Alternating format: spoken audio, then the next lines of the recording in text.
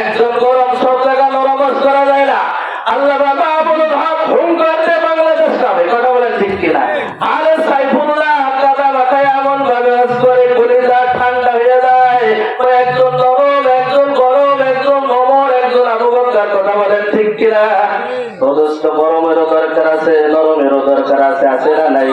আল্লাহু আকবার। এই আয়াত যখন শোনাই দিলেন, ওমা মুহাম্মাদুর রাসূল কদ খালাত মিন ক্বাবলিহির রাসূল, ওমরের কানে যখন এই আওয়াজ আবু বকর দিলেন, একটা গাছ কাটলে যেরকম ভাবে টাস করে জমিনে পড়ে যায়, ওমর ইবনুল খাত্তাব রাদিয়াল্লাহু তাআলা আনহু জমিনে ওইভাবেই পড়ে গেলেন।